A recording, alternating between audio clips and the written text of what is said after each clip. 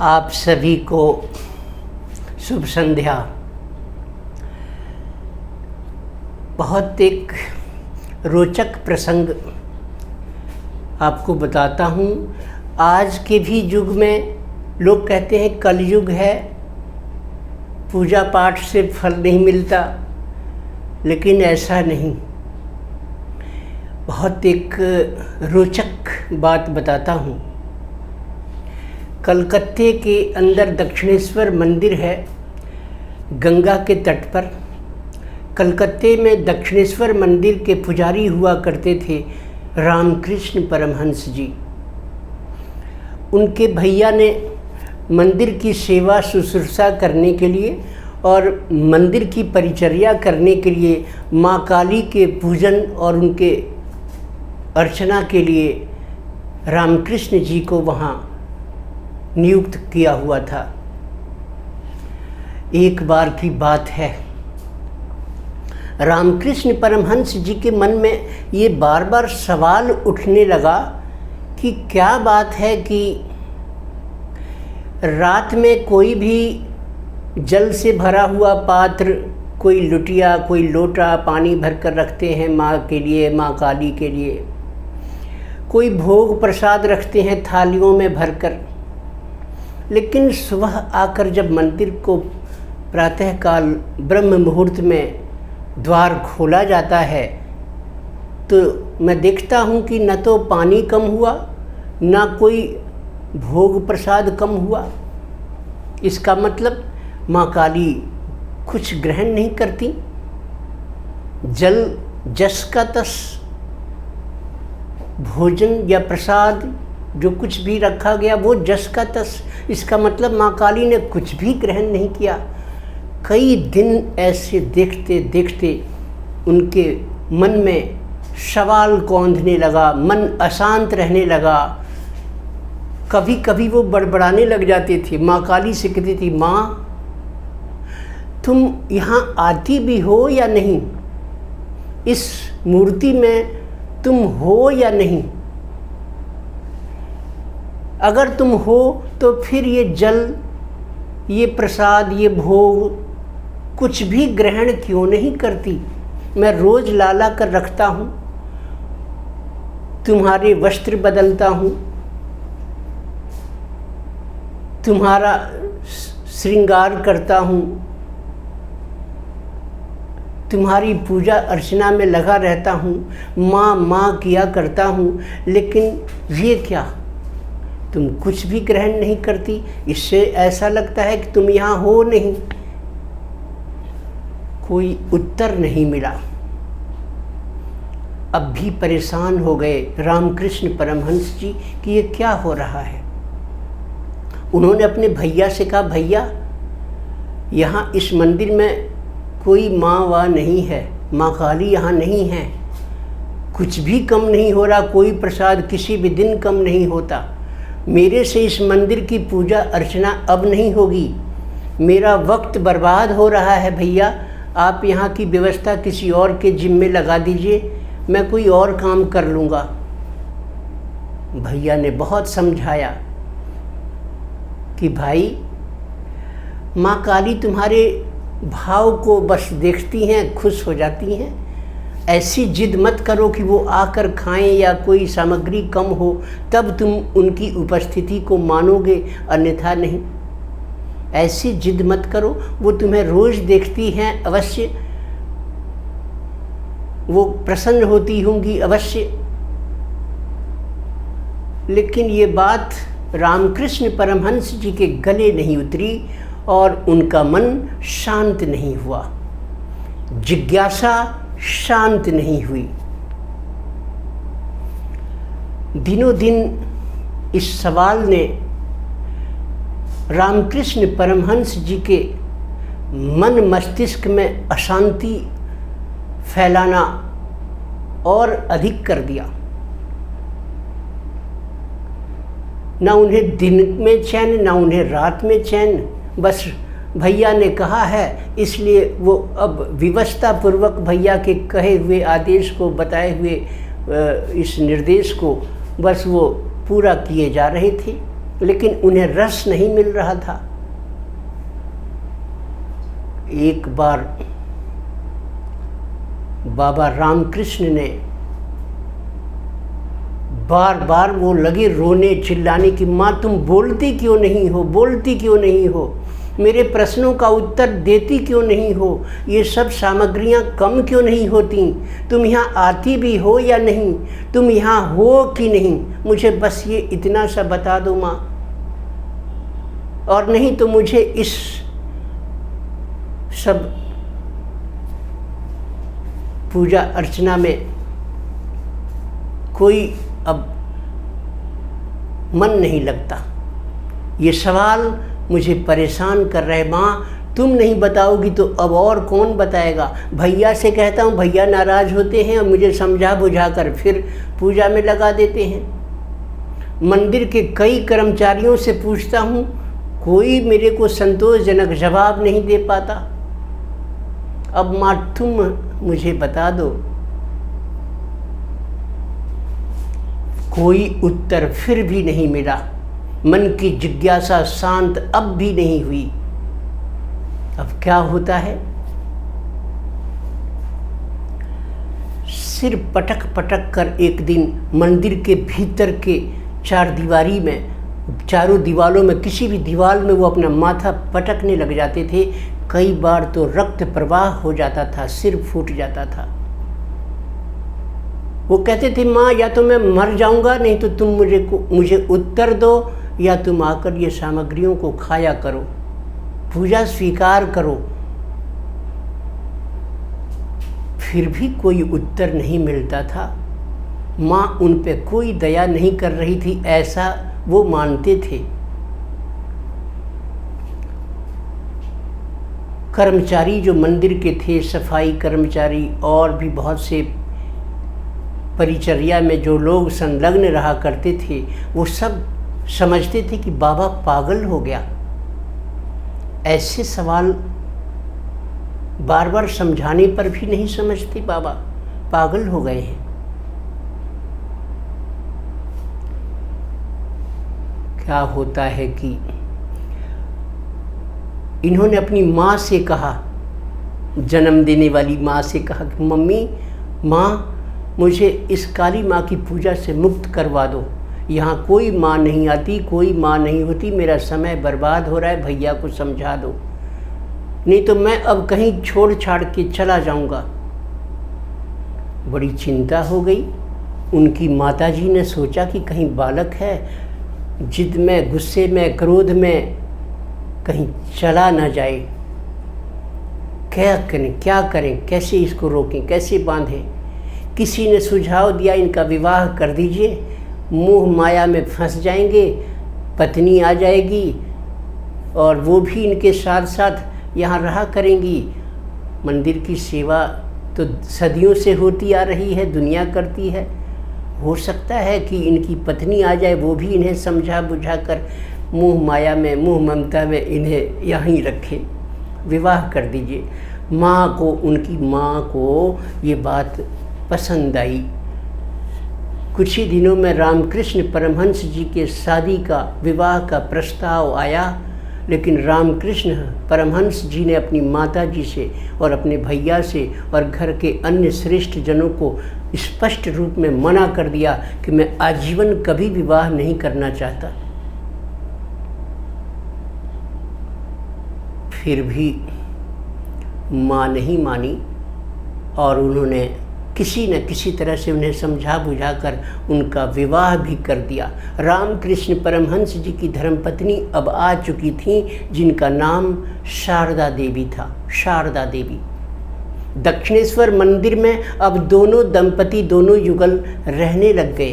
पुजारी जी का कक्ष हुआ करता था, आज भी है, वहाँ रहने लग गए दोनों।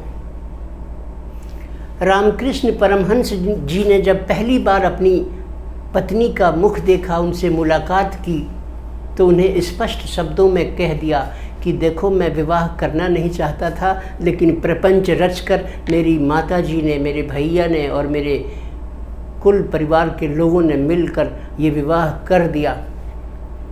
लेकिन तुम मेरे साथ रहो, मैं तुम्हारे साथ रहता हूँ, पर मैं एक शर्त है, तुम्हें मैं माँ कहूँगा। जैसे माँ काली है ना, इसी प्रकार से तुम मेरी माँ हो। संसार को दिखाने के लिए हम लोग धर्म पत्नी पति पत्नी रहेंगे, लेकिन वास्तविकता ये रहेगी कि मैं तुम्हें माँ कहूँगा, तुम मुझे अपना बालक समझना। बड़ा अटपटा लगा शारदा जी को, लेकिन अब क्या कहें, बहुत समझाने पर भी वो फिर भी नहीं माने। शारदा जी फिर मान गईं, बोली ठीक है, जैसी आपकी इच्छा। अब क्या होता है, इधर वो सवाल रामकृष्ण जी के दिल से, मन से नहीं निकल पा रहा था। परेशान और होते गए और होते गए और होते गए।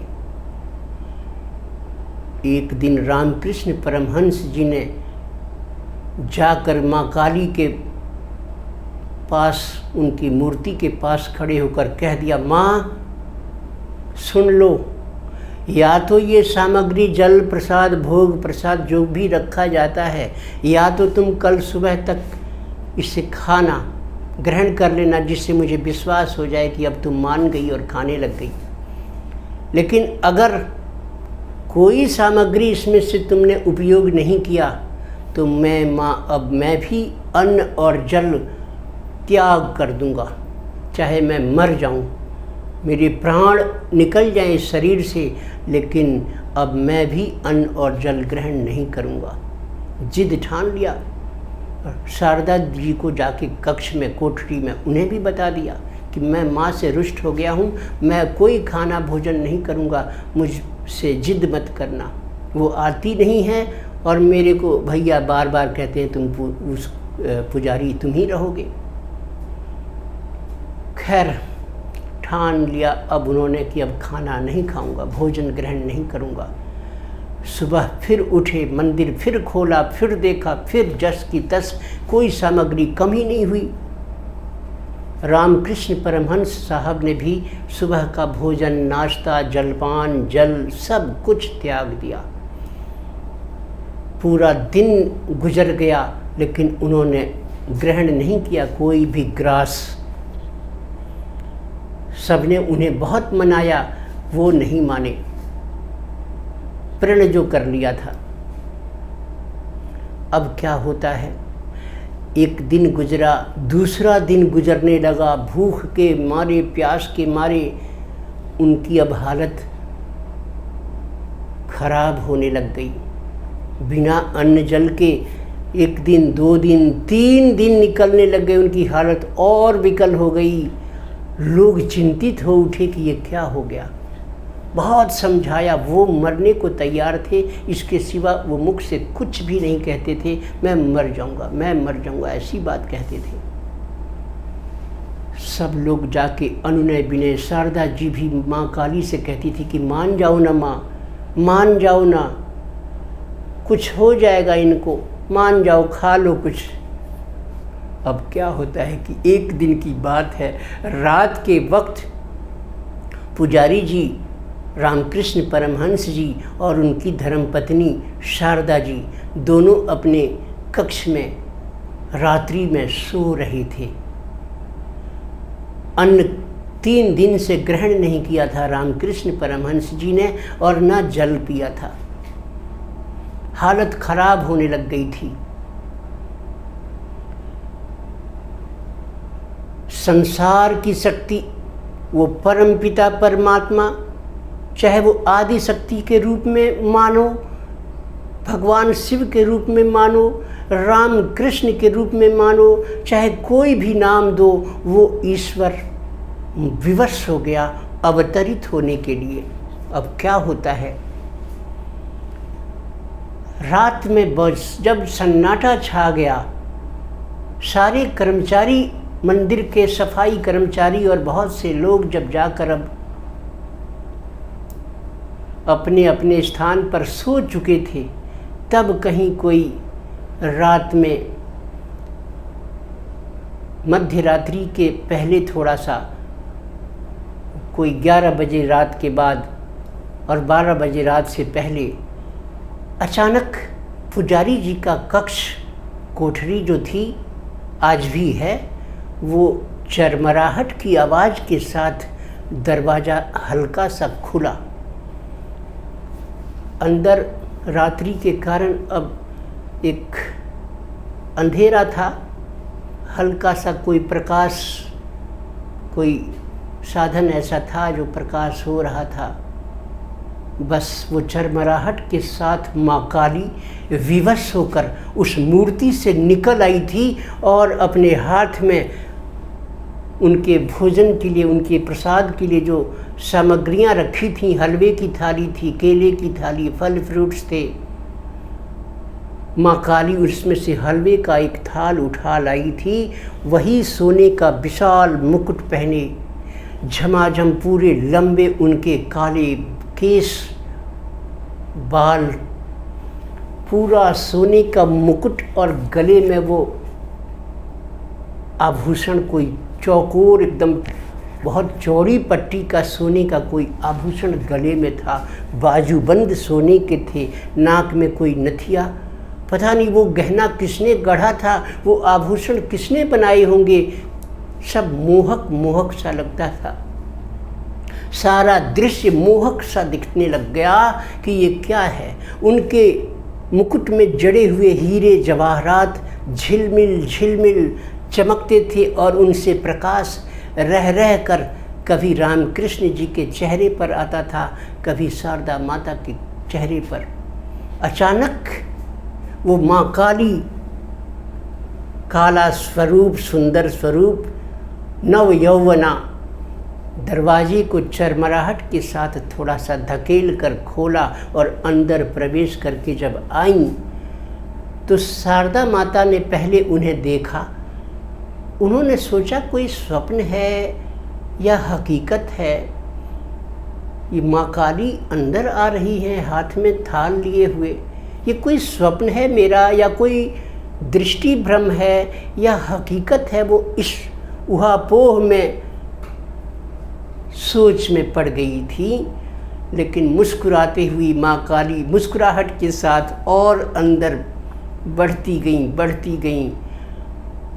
पैरों में पाजेब, क्या सुंदर उनका स्वरूप उस वक्त दिख रहा था। हीरे मोतियों से जड़े हुए उनके मुकुट, उसमें रह रह कर झिलमिलाहट, रंग बिरंगी नीली पीली सफ़ेद रेज निकलती थी। उन्होंने जाकर देखा रामकृष्ण को कि ये तो सोया हुआ है, बाबा सोया हुआ है, जिद में हालत इसकी खराब हो रही है। माँ काली ने उन्हें हिलाया डुलाया। रामकृष्ण जी ने आंखें खोली तो देखा कि अरे ये तो वही माँ काली हैं जो मूर्ति में रोज मैं श्रृंगार करता हूँ। अब वो साक्षात ये मानव शरीर में साक्षात ये थाल लिए मुझे हिला डुला रही हैं, जगा रही हैं। माँ काली ने कहा, उठो रामकृष्ण उठो, कैसी जिद करते हो, इतना हठी हो तुम, इतना हठ करते हो कि मुझे आना पड़ा। लो उठो, ये थाल में हलवा लेकर आई हूँ, तुम भी खाओ और मैं भी खाती हूँ और शारदा को भी खिलाओ। हतप्रभ रह गए रामकृष्ण, विकल शरीर जो भूख और प्यास से एकदम कमज़ोर हो गया था और उनकी हालत ख़राब थी। लेकिन उस दृश्य को देखकर उनमें जो खुशी की लहर दौड़ी, वो खुशी जो उनको अचानक अंदर वो दृश्य देखकर अचंभित थे, वो एकदम फुर्ती से उठ बैठे और अपने शयन बिछावन से उठकर उतरकर माँ के दोनों चरणों को जकड़ लिया, पकड़ लिया और कहा कि माँ अब नहीं छोड़ूंगा, अब तुम्हें नहीं जाने दूंगा, नहीं तो फिर नहीं आओगी। बहुत तरसाया है तुमने, मेरे बहुत से अनुरोधों को ठुकराया है तुमने, पता नहीं फिर आओगी कि नहीं आओगी। माँ ने कहा, अरे छोड़ो छोड़ो, मेरे पैरों को छोड़ो, ऐसे जिद नहीं करते। नहीं माँ तुम नहीं आओगी, पता नहीं कहीं नहीं आई तो। बोली नहीं, मैं वादा करती हूँ कि तुम जब भी मुझे पुकारोगे, जब भी चाहोगे, तब मैं तुम्हें दर्शन दूंगी, तुम्हारे पास आऊँगी, तुमसे बातें करूँगी। उस महाशक्ति ईश्वर को विवश कर दिया था रामकृष्ण जी की भक्ति ने। इसी कलयुग में मात्र कोई 125 साल पहले, 150 साल पहले की बात है, सन 1880 के इर्द गिर्द की बात है। अभी अपने दादा परदादा जी या उनके भी बड़े परदादा जी, अभी उनका समय रहा होगा, तब की ही बात है। अब क्या होता है कि वचन लेकर रामकृष्ण ने माँ काली के पैरों को छोड़ दिया। माँ काली ने अपने हाथ से हलवा निकाल के उनके मुख में डाला। क्या सौभाग्य था रामकृष्ण जी का। उनके हठ ने विवश कर दिया माँ काली को। मूर्ति से निकल कर आने के लिए उन्हें मजबूर कर दिया, उन्हें विवश कर दिया, अपने हाथों से उन्हें हलवा खिलाया। ऐसा सौभाग्य उस हठ के कारण, उस भक्ति के कारण हुआ। बहुत धन्य हैं वो दृष्टियाँ, वो आँखें जिन्होंने माँ का साक्षात्कार किया। फिर माँ मुड़कर अपने मुकुट को उतार कर पास में रखे एक स्टूल पर रख दिया और माँ शारदा से बोली, लो तुम भी रोज़ मेरी मूर्तियों को श्रृंगार करती थी, लो अब मैं स्वयं यहाँ आ चुकी हूँ, मेरा श्रृंगार करो। मुकुट को उतार कर माँ काली ने एक स्टूल पर रख दिया और अपना श्रृंगार करने के लिए माँ शारदा से कहा। माँ शारदा भी भाव विभोर हो गईं। उन्होंने माँ का बाल सजाया, फिर से उन्हें सिंदूर करके फिर मुकुट पहनाया, बैठाया, प्रणाम किया, पैरों को बार बार पकड़ पकड़ कर दबाया, प्रणाम किया। आंसू की धारा दोनों पति पत्नी की आंखों से अनवरत रूप से बह रही थी। ये भक्ति देखिए। वचन ले लिया। कुछ समय माँ ठहर कर फिर विदा लेकर बोली कि ठीक है, अब मैं चलती हूँ अपने विश्राम के लिए, तुम भी आराम से विश्राम करो। माँ अब फिर चली गई।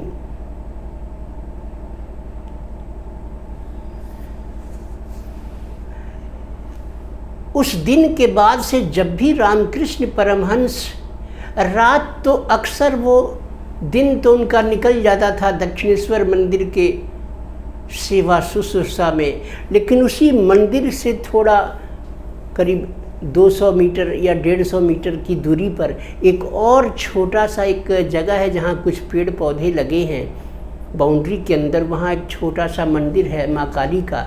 ऐसा बताया जाता है कि रात गुजारने के लिए रामकृष्ण उसी जगह, दूसरी जगह जंगल में से होकर जाते थे। जंगल था, उस जंगल को पार करके 200 मीटर का एक जंगल का हिस्सा पार करके और उस जंगल के अंदर एक और दूसरे काली माँ के मंदिर में जाके रात गुजारते थे। ऐसा बताया जाता है कि माँ काली उनके पास नित्य आती थी, नित्य। दोनों में बातचीत होती थी। जब देखते थे रामकृष्ण की अब सवेरा होने वाला है और सुबह के 3 बज गए, अब ब्रह्म मुहूर्त शुरू होने वाला है, अब लोग जगने लग जाएंगे, मंदिर में हलचल होने लग जाएगी, किसी को खबर न लग जाए, क्योंकि माँ काली ने कहा मेरी तुम्हारी मुलाकात को बहुत ज़्यादा कहीं किसी को पता न चल जाए, भीड़ लग जाएगी फिर यहाँ, फिर मैं आने जाने में विवश हो जाऊँगी। तो इसीलिए 3 बजे रात को ही फिर वो उस जगह को छोड़ देते थे और चले आते थे फिर उस जंगल को पार करते हुए दक्षिणेश्वर। कभी दिन में सो लिया करते थे, दोपहर में थोड़ी नींद पूरी कर लेते थे। लेकिन कभी नाव में गंगा के तट पर जाकर किसी नाव पर सवार होकर कोई भजन माँ काली का गाने लग जाते थे। उन्हीं दिनों विवेकानंद जी, जिनका पहले का नाम नरेंद्र देव था, उनसे मुलाकात हुई थी। वो एक अलग वीडियो में कल तो लेकिन मैं सफ़र में रहूँगा, कल तो वीडियो नहीं बना सकूँगा।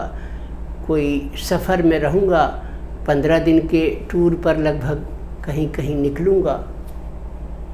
कहीं जब मुझे मौका मिलेगा तब अगला एक वीडियो बनाऊँगा जिसमें विवेकानंद जी को कैसे उन्होंने माँ काली के दर्शन करवाए वो बात बताऊँगा, प्रसंग।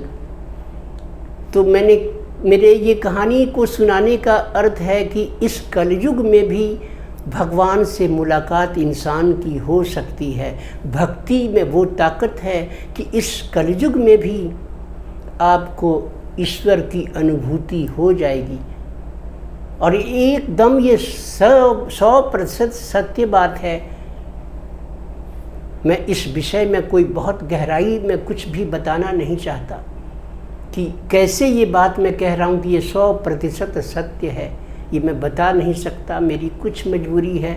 लेकिन ये हकीकत है कि माँ के रूप में आप उन्हें भजें या शिव के रूप में भजें, किसी भी रूप में आप भगवान को मानते हो, ईश्वर को मानते हो, भक्ति अगर रामकृष्ण जी की तरह आप में समा गई तो फिर आपका उद्धार हो जाएगा, आपको अनुभूति हो जाएगी, साक्षात्कार भी हो जाएगा। आप में भक्ति बस नहीं उपज पाती है, इसलिए वो दूरियां बनी रहती हैं। वीडियो बहुत लंबी हो जाएगी, अब इतना ही रहने दीजिए। अगर पहली बार इस मेरे चैनल समाधान चैनल को पहली बार देख रहे हैं, मैं कमलेश कुमार द्विवेदी, इस मेरे चैनल समाधान चैनल को अगर आप अच्छा लगता हो तो एक बार सब्सक्राइब कर दीजिएगा, लाइक कर दीजिएगा। ये कहानी नहीं, ये कथा नहीं, बल्कि समझ लीजिए कि इस कथा को सुनकर, इस प्रसंग को सुनकर आपने आध्यात्म की गंगा में डुबकी लगा ली, पावन गंगा में स्नान कर लिया आपने, डुबकी लगा ली। ये ज्ञान की गंगा, ये भक्ति की गंगा है, भक्ति की गंगा। इससे आपके दिल में भी स्पंदन होगा और भक्ति जागेगी। फॉर्मेलिटीज़ के लिए रोज़ पूजा कर लेना, हनुमान चालीसा पढ़ लिया, कोई भागते भागते कहीं अगरबत्ती जलाई चल दिए, फिर दिन में कभी याद ही नहीं किया। वो कैसे थे कि उन्हें खिलाने पर तुल गए थे। भक्ति के कई रूप हैं। मीराबाई, कृष्ण के सिवा उन्हें कुछ नहीं भाया, बहुत विरोध सहा, लेकिन वो विचारों पर अडिग रही, भगवान का साक्षात्कार कर लिया। संभव है। वीडियो अगर आपको पसंद आती है, चैनल को सब्सक्राइब करें, लाइक करें और इस वीडियो को अपने लोगों में, अपने दोस्तों में, अपने रिश्तेदारों में, अपने भाई बहनों में शेयर करें ताकि उनमें भी भक्ति जागे, ज्ञान की गंगा की डुबकी वो भी लगाएं, पावन हो जाएं, पावन। बहुत उपकार होगा उनका भी आपके कारण।